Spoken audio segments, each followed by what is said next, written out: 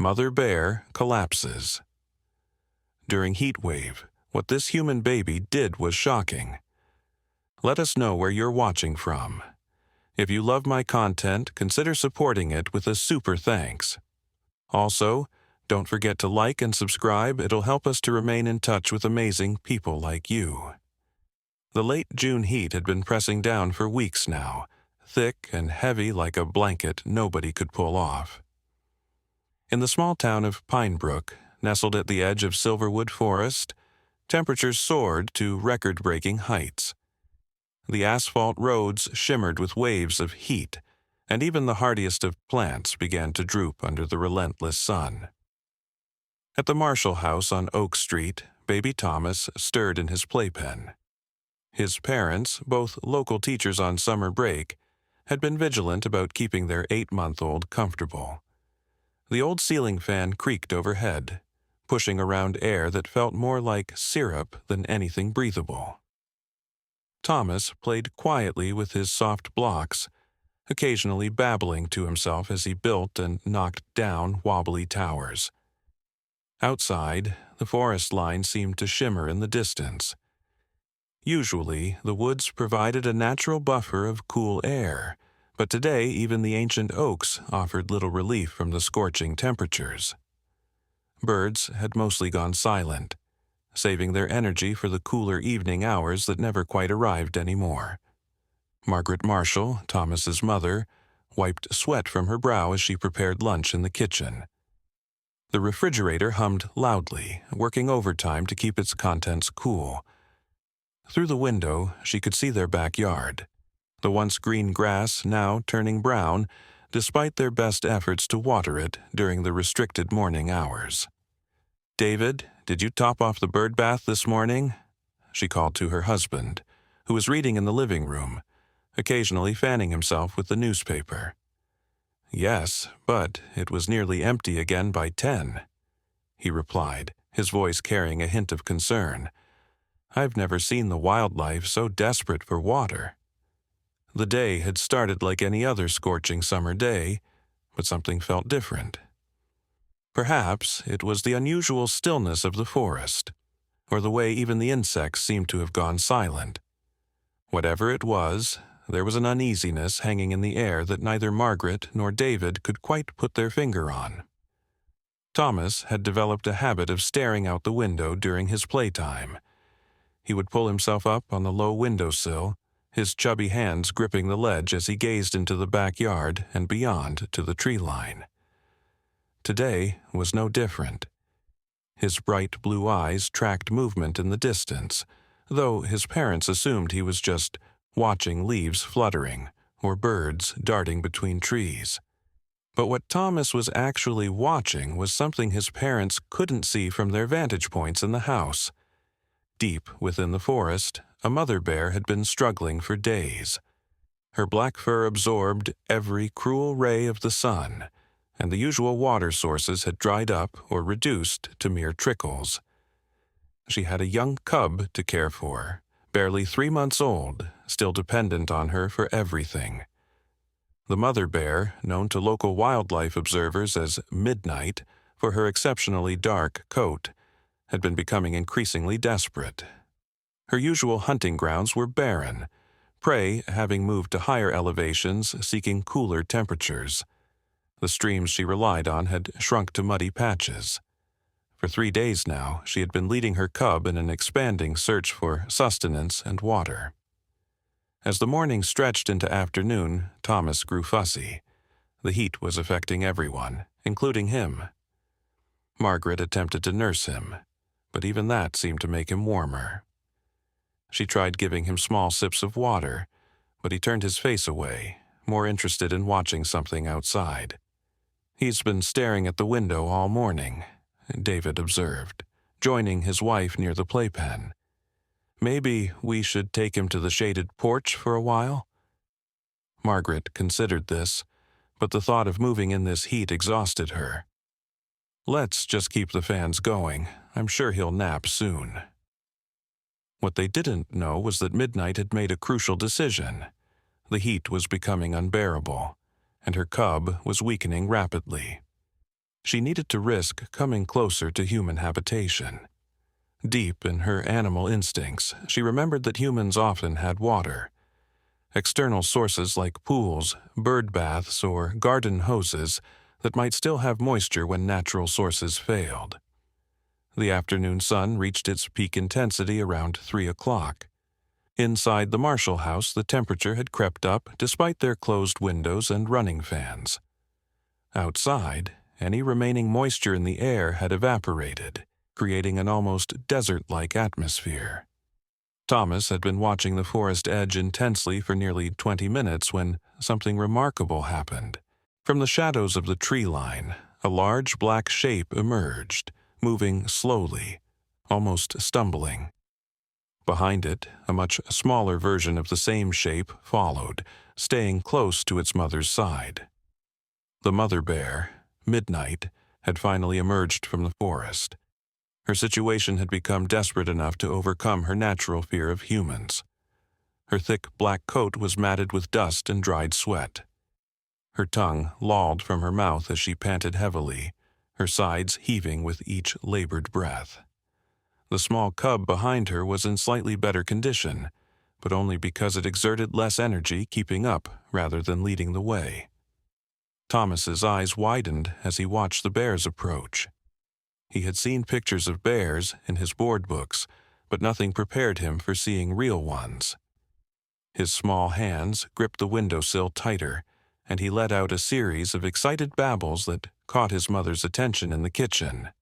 "What are you looking at, sweetie?" Margaret called out, but her tone was casual, expecting to see perhaps a squirrel or a bird.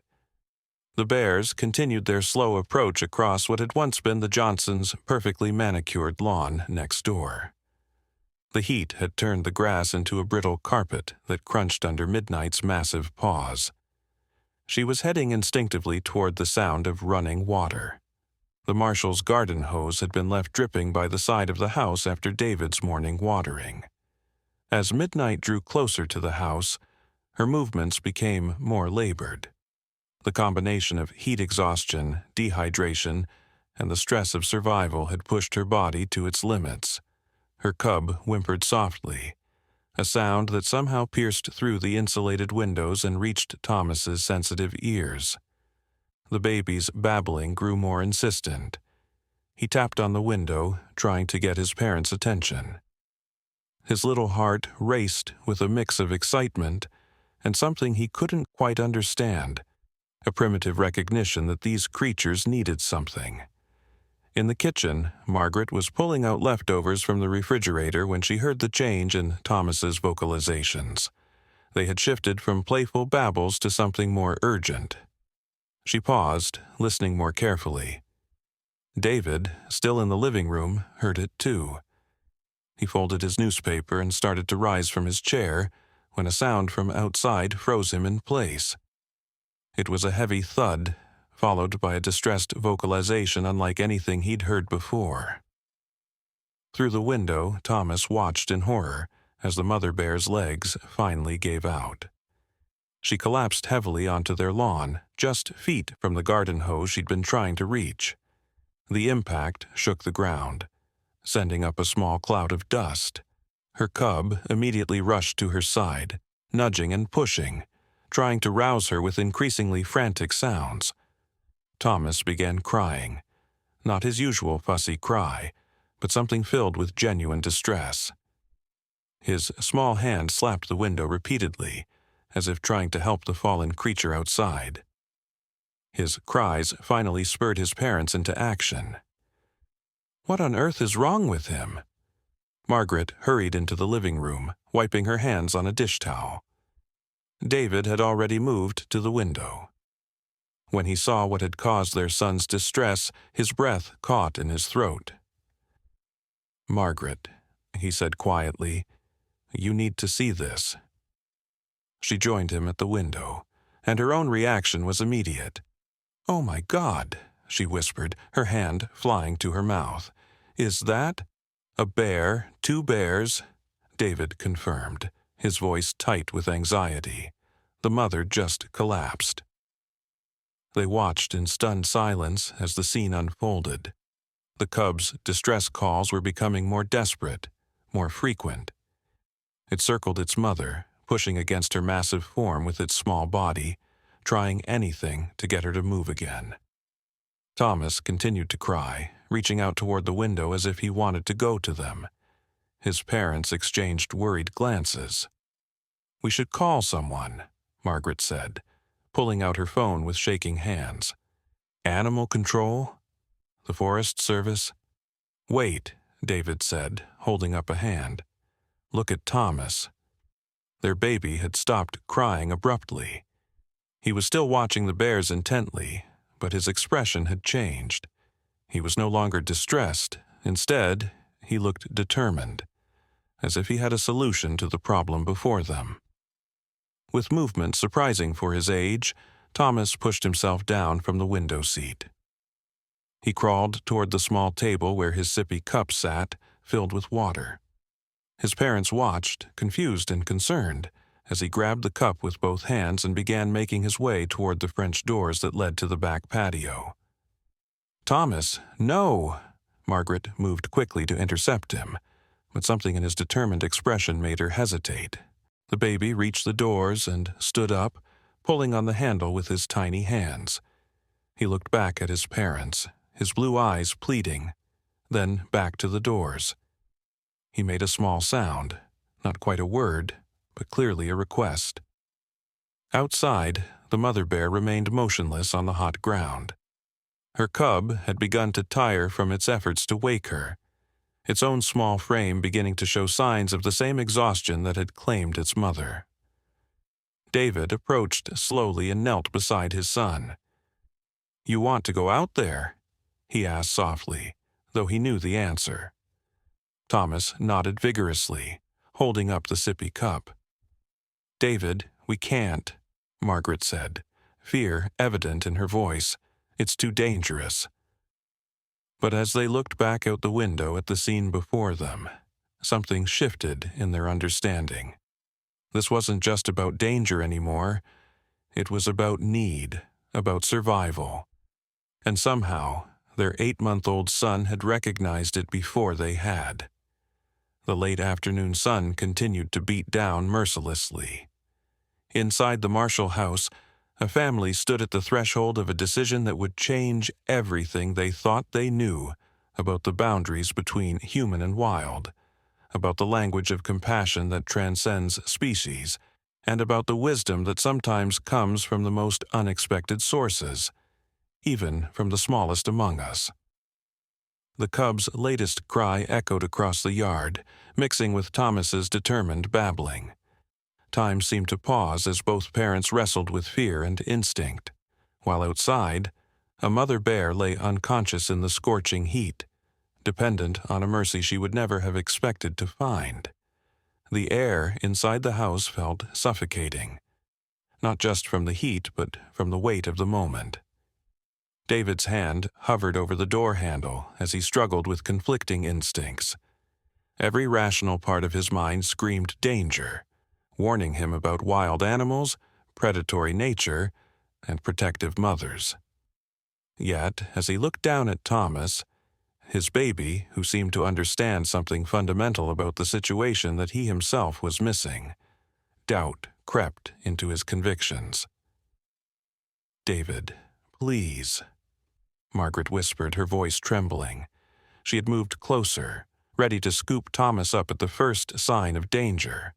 But she couldn't deny what she saw in her son's eyes. Not just childish curiosity, but something deeper, older almost. It was as if some primal understanding had awakened in him. Thomas looked up at his father, then back at the window. The cub outside had begun to pace near its mother, its movements growing weaker with each circle.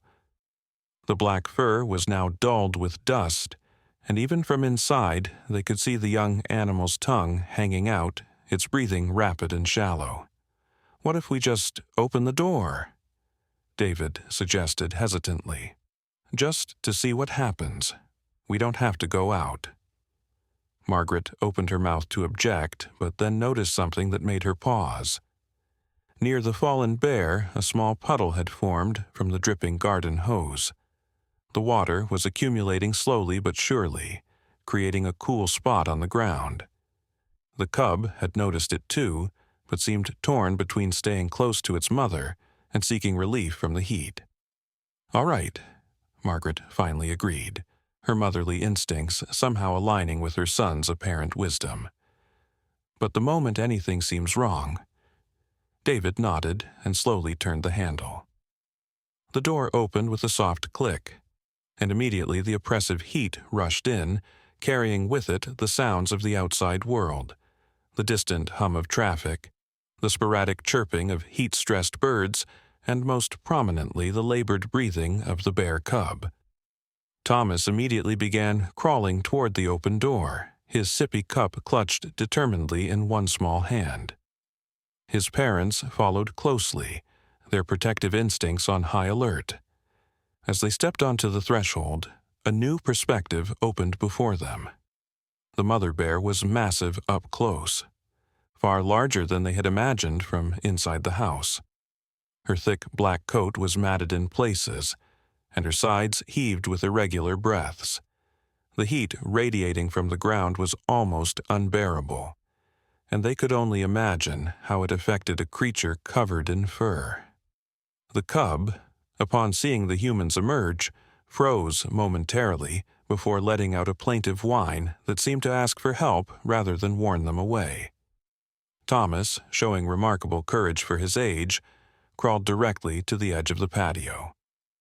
He held up his sippy cup and began making small grunting sounds directed at the cub. The young bear, perhaps no more than 5 months old, tilted its head as if trying to understand this small human who seemed to be offering something. "He's trying to give it water," David whispered, awestruck by his son's actions. The cub, emboldened by thirst and Thomas's gentle tone, took a tentative step forward, then another. The distance between them closed slowly, each movement charged with the possibility of either miracle or disaster. Margaret's hand gripped David's arm so tightly that her knuckles turned white. When the cub was close enough, Thomas tilted his sippy cup toward the animal. Water dribbled out, catching the sunlight in tiny prisms as it fell onto the dry ground. The cub's nose twitched, catching the scent of fresh water. In one swift movement, it lowered its small muzzle and began lapping at the moisture-darkened earth. The transformation was rapid. As the cub drank, its panting slowed, its posture straightened slightly. After finishing the water Thomas had offered, it looked directly at the baby with what seemed like gratitude before turning its attention back to its mother. But something was changing in the mother bear too. Perhaps it was the sound of her cub settling nearby, or the slight cooling effect of the nearby water, but Midnight's breathing was becoming more regular.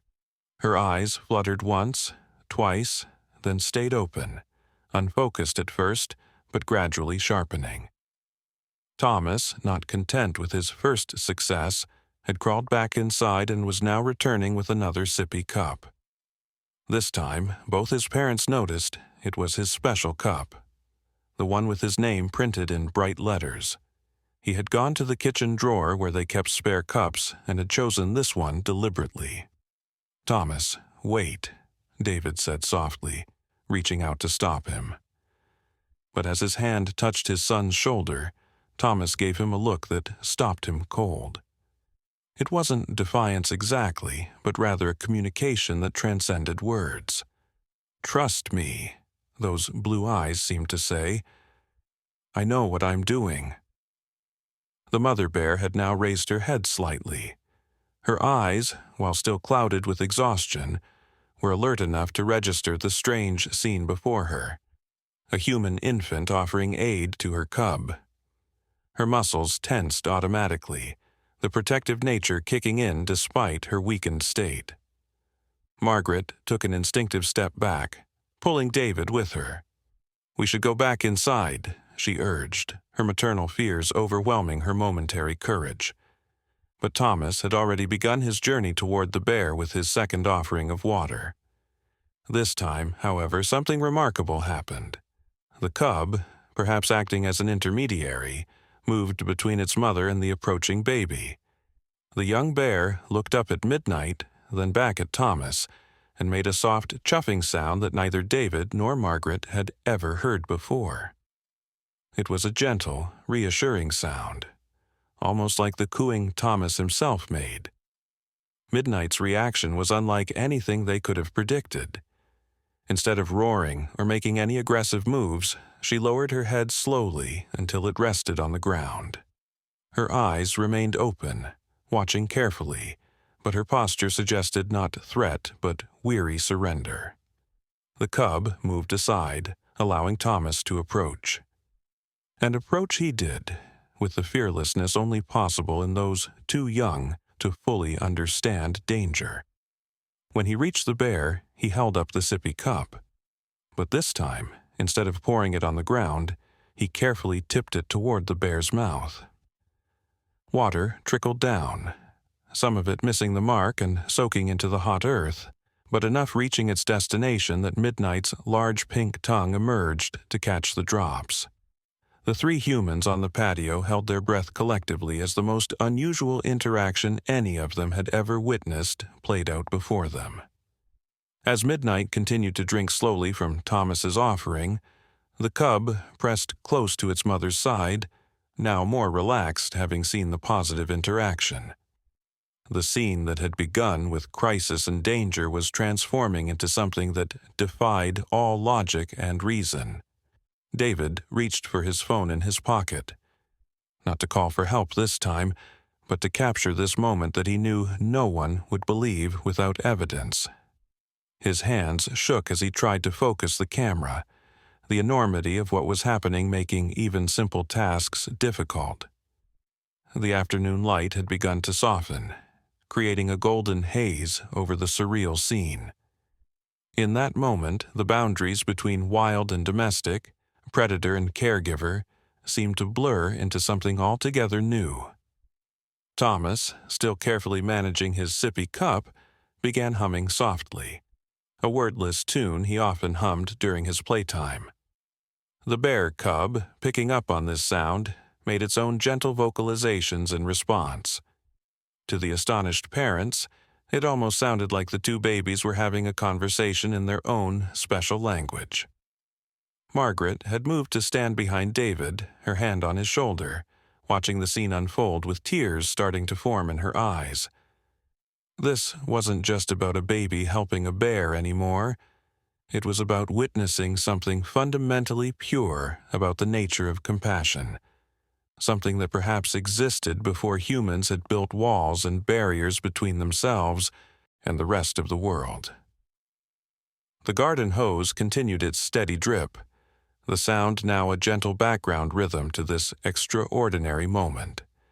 Midnight had consumed perhaps half a cup of water when she made her first actual movement.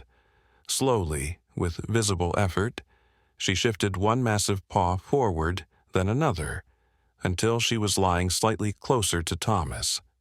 The cub immediately took this as permission to be bolder. It moved until it was sitting very close to Thomas, close enough that if either baby had reached out, they could have touched. The young bear's fur was coarse and dusty, its small paws caked with dirt, but its eyes held an intelligence that seemed to recognize something special in the human infant before it. Thomas, having emptied his sippy cup, set it down carefully beside him. For a moment, he sat perfectly still, as if sensing the importance of the moment. Then, with deliberate slowness, he raised one small hand and held it out toward the cub. The bear cub leaned forward, its black nose twitching as it sniffed the offered hand. The touch, when it came, was gentle, barely more than a brush of fur against skin. But in that simple contact, something extraordinary occurred. The cub's tongue flicked out briefly, giving Thomas's fingers a quick, grateful lick before pulling back slightly. Thomas giggled, a sound of pure joy that echoed across the yard.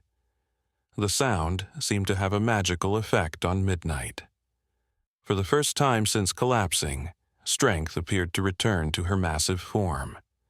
She raised her head fully, her breathing now much more regular, though still heavy from the oppressive heat.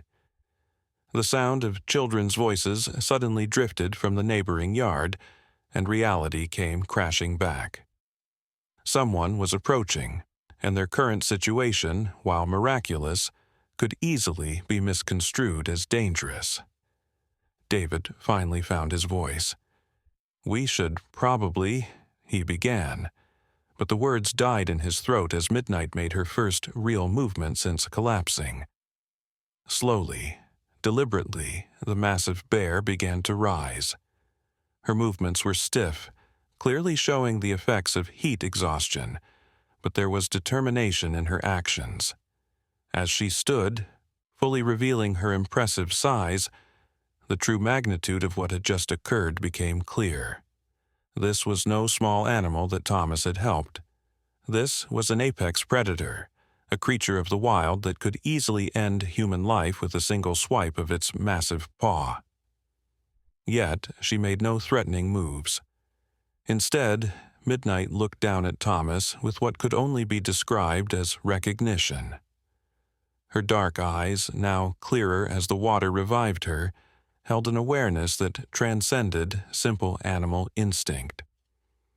The cub, emboldened by its mother's recovery, stood closer to Thomas, almost protectively.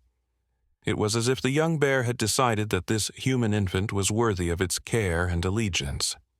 "David," Margaret whispered urgently, "those voices are getting closer."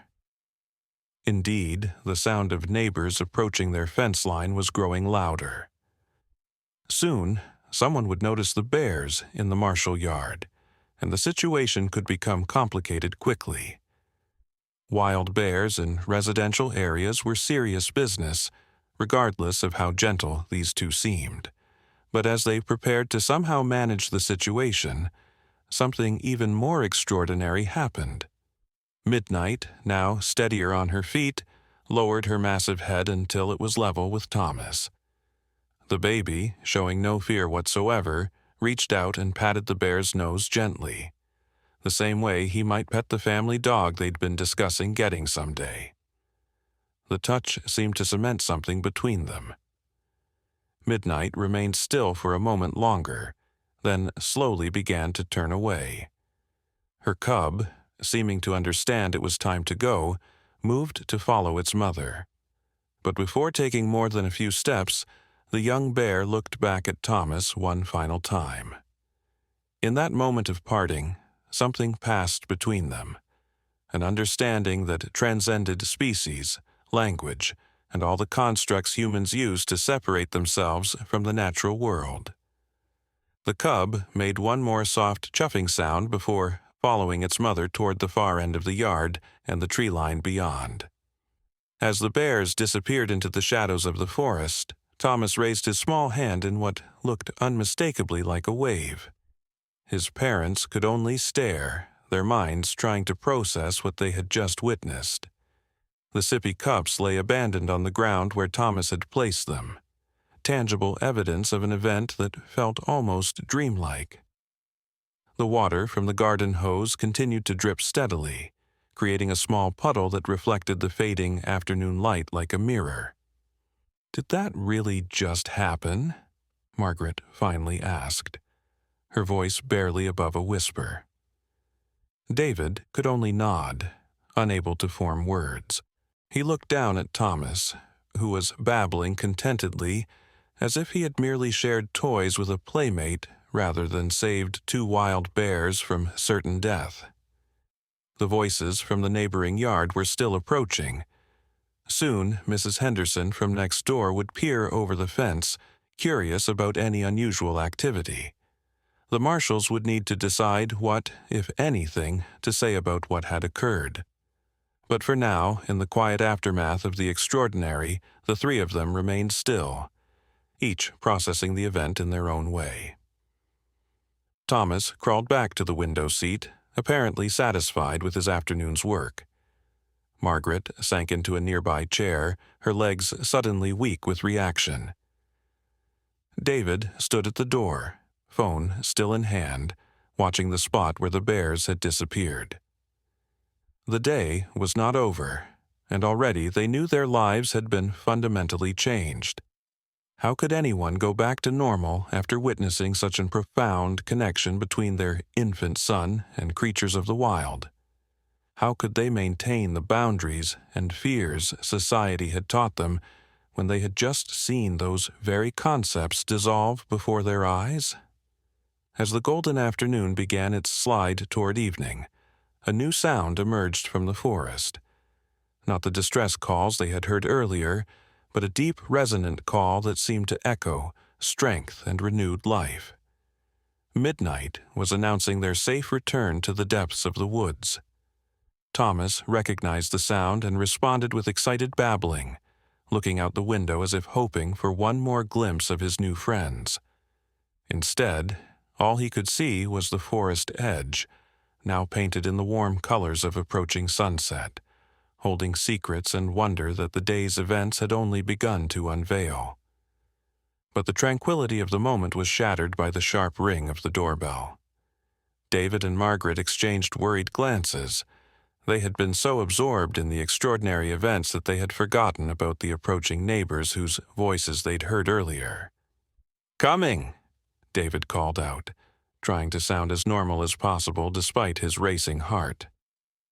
He hurried to the front door, gesturing for Margaret to quickly tidy any evidence of what had just transpired. The empty, sippy cups needed to be gathered, and the dripping hose turned off. Anything that might prompt questions about unusual activity in their backyard. When David opened the door, he found not just one neighbor, but three. Mrs. Henderson from next door, Mr. Patel from across the street, and Officer Ramirez, the community liaison officer who regularly patrolled their neighborhood. They all wore expressions of concern, mixed with curiosity. "David, is everything all right?" Mrs. Henderson asked, craning her neck slightly to peer past him into the house. "We thought we heard some unusual sounds coming from your yard, animal sounds." Officer Ramirez stepped forward, his professional demeanor kicking in. "We had a report of possible bear sightings in the area. Given the current drought conditions and the bears' search for water, they've been moving closer to residential zones. Have you noticed anything unusual?" David's mind raced. He couldn't lie to a police officer, but the truth seemed too fantastical to believe. "Actually," he began carefully, "we did see something. There was a mother bear and her cub in our backyard. They appeared to be suffering from the heat." "A bear?" Mr. Patel's eyes widened. "In our neighborhood? This is very concerning. Were you in any danger? Where's the bear now?" Before David could respond, a wail erupted from inside the house. Thomas had become distressed, perhaps sensing the tension in the adult voices or missing his recent playmates. Margaret immediately scooped him up, trying to soothe him while pretending everything was normal. "The bears moved back into the forest," David continued, choosing his words carefully. "They didn't show any aggressive behavior. They seemed more sick from the heat than anything else." Officer Ramirez nodded, making notes on his phone. "That's consistent with what we've been seeing. The drought has pushed wildlife into areas they'd normally avoid. Did they approach the house directly?" David hesitated. How could he explain without revealing the full truth? "They came close, yes. Near our garden area where there's some water dripping from the hose. They were clearly dehydrated." "You didn't try to feed them, did you?" the officer asked, his tone more concerned than accusatory. "Feeding wild bears can create dangerous situations." "No, no feeding," David assured him, technically being truthful. Water wasn't food, though he knew the officer would see little difference in terms of creating a human-wildlife interaction. Mrs. Henderson had been listening intently, and now she spoke up.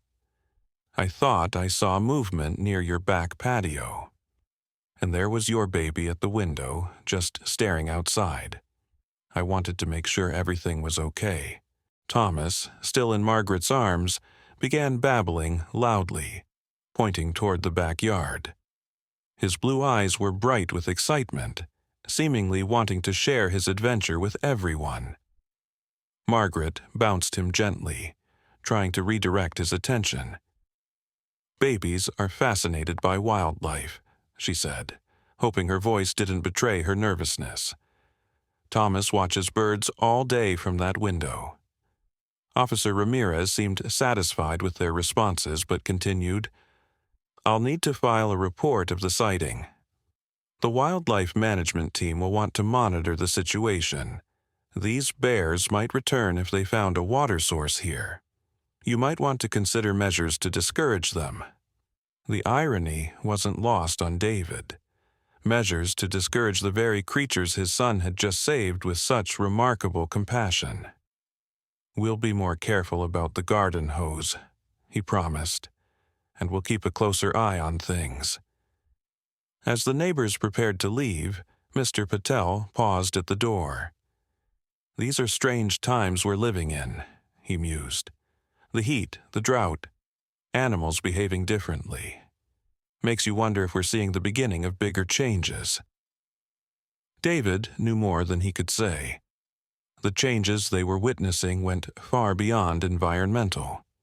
They challenged the very understanding of how species interacted, how intelligence manifested across forms, and how compassion could bridge gaps that had existed since the dawn of time. After bidding farewell to their visitors, David and Margaret returned inside, closing the door with a mutual sigh of relief. The weight of what they'd experienced was settling in more deeply now that they had to keep it partially hidden. "What do we do?" Margaret asked, still holding Thomas, who was now contentedly playing with her hair. "Do we tell anyone else? Your sister? My mother?" David shook his head slowly. "Who would believe us?" Even now, part of me wonders if we all had some kind of collective hallucination brought on by the heat. But then he looked at Thomas, his innocent, wise, extraordinary son, who had somehow known exactly what to do in an impossible situation. The sippy cups still lay where they'd been left, and the ground near the garden hose still bore the imprint of where a 300-pound bear had collapsed and then risen again. "No," he said firmly. "It was real, and it was—" he struggled to find the right word, miraculous. Evening was settling over Pine Brook, bringing a blessed drop in temperature.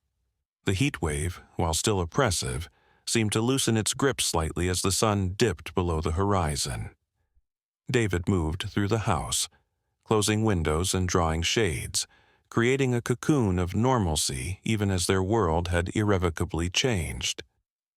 Thomas had grown drowsy in Margaret's arms, the events of the day finally catching up with his infant body. She carried him to his nursery, humming softly as she prepared him for bed.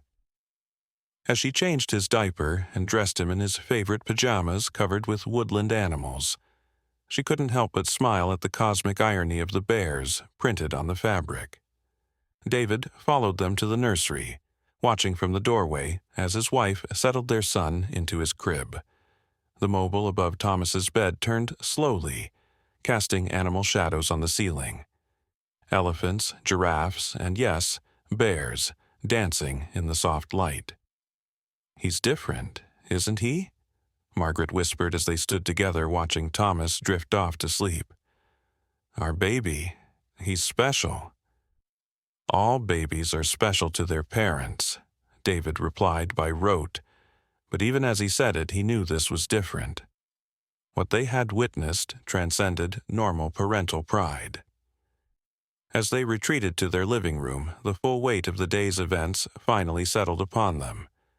They sank onto the couch together, bodies and minds exhausted from the extraordinary experience and the effort of appearing normal afterward. What if this changes things for Thomas? Margaret voiced the concern that had been growing in both their minds. What if this is the beginning of something none of us understand? David wrapped his arm around her shoulders, pulling her close. Maybe it is. Maybe we're supposed to learn something from this. Look at what he did today. He saw a need that we, with all our adult logic and fear, almost couldn't act on. He didn't think about danger or appropriateness or any of the barriers we put up. He just helped. Their house settled into evening quiet, punctuated only by the remaining creaks of the cooling wood and the soft hum of the air conditioning working against the lingering heat. Yet neither David nor Margaret could shake the feeling that their quiet suburban life had been penetrated by something far larger than their daily routines. Around 9 o'clock, as they sat together nursing cups of iced tea, a sound drifted through the open window, a low, rumbling call from the forest. It was different from the calls they'd heard earlier, carrying a note of, could it be contentment? Gratitude? David moved to the window, peering out into the darkening tree line. He couldn't see anything, but somehow he sensed presences there, watching, acknowledging what had passed between them today. I think they're saying thank you, he said quietly, and the words didn't sound as absurd as they might have yesterday. Margaret joined him at the window, and together they stood in companionable silence, looking out at the familiar woods that had revealed such extraordinary secrets. The heatwave had forced adjustments in animal behavior patterns that had held steady for generations, pushing them literally to the human's door. "Do you think they'll come back?" Margaret asked. "I don't know. Part of me hopes so, part of me fears it." As if in response, another low call came from the forest, followed by a higher-pitched response, the cub, perhaps, practicing its voice now that its mother was strong again. The sounds held no threat, no urgency, just a simple communication that seemed to bridge the space between worlds. Later that night, as David performed his final check on the house, he paused outside Thomas's room. Through the partially open door, he could see his son sleeping peacefully, one hand clutching his favorite stuffed bear, a toy that had taken on new significance after today's events. The digital clock glowed 11:47 p.m. David knew he should sleep, that tomorrow would bring its own challenges and perhaps its own wonders. But a restlessness gripped him, a sense that something fundamental had shifted not just in their lives but in his understanding of the world. Quietly, so as not to wake Margaret, he slipped out the back door and onto the patio. The night air was still warm, but far more bearable than the day's oppressive heat. Above, stars dotted the sky, though light pollution from the town dimmed their brilliance. He sat on the steps, letting his eyes adjust to the darkness. The garden hose was properly turned off now, the ground beneath it still darker where water had pooled. David let his gaze wander to the spot where midnight had collapsed, then risen again with renewed strength. A memory surfaced, his own father telling him stories about his grandfather, a man who claimed to have a special connection with wild animals, who spoke of old wisdom and the speaking voices of nature. David had always dismissed these stories as flights of fancy, romantic notions of a bygone era. But now, sitting in the aftermath of his own extraordinary experience, he wondered if perhaps there were hidden currents of understanding that some people, and apparently some 8-month-old babies, could tap into. A movement in his peripheral vision caught his attention. There, at the edge of the yard near the tree line, 2 shapes materialized from the shadows. His heart jumped, but there was no fear, only wonder as he recognized Midnight and her cub. The mother bear moved slowly, deliberately, until she reached the edge of the maintained lawn. She stood there for a moment, a massive silhouette against the darker forest backdrop. Then, with what seemed like conscious intention, she lowered her head in what could only be interpreted as a nod of acknowledgement. The cub bounded forward a few steps, its movements now energetic and full of life compared to the afternoon's exhausted stumbling. It emitted a series of soft chuffs before its mother called it back with a gentle rumble.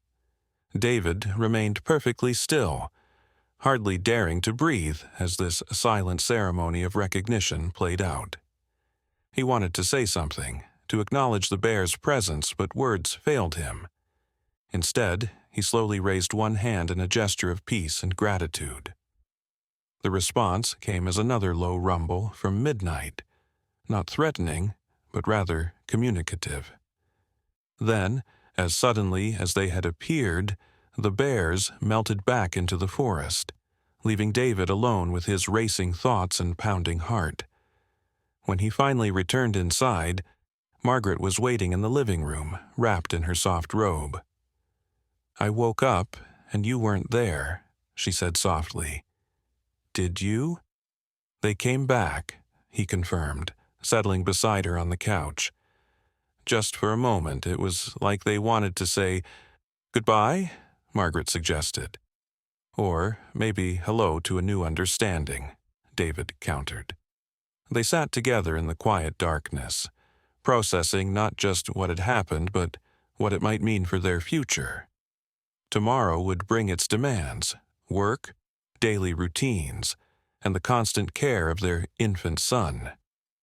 But they both knew that nothing would ever be quite the same. Finally, exhaustion overcame contemplation, and they made their way to bed. As David drifted off to sleep, one last thought crossed his mind.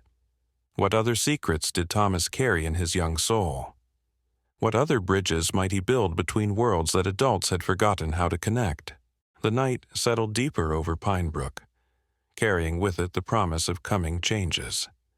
In the forest, two bears moved through familiar territory with renewed strength.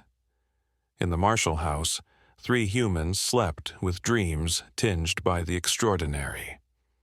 And somewhere in the vast tapestry of existence, ancient patterns were shifting, making room for new understandings forged in a moment of crisis and compassion. The heatwave would continue for several more days, pushing other creatures to seek help in equally desperate circumstances. But for this family, for these bears, something had already transformed. The boundaries had been tested, crossed, and redefined through the most unlikely mediator, a baby who saw only need where others saw danger.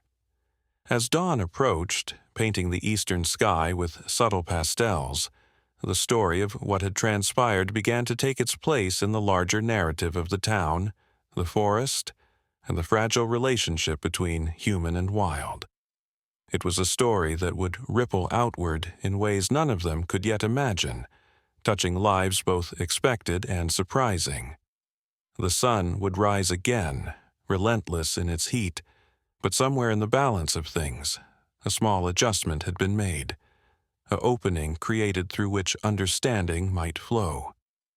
And at the center of it all was Thomas, sleeping peacefully, perhaps dreaming of furry friends and cool water shared on a blistering summer day.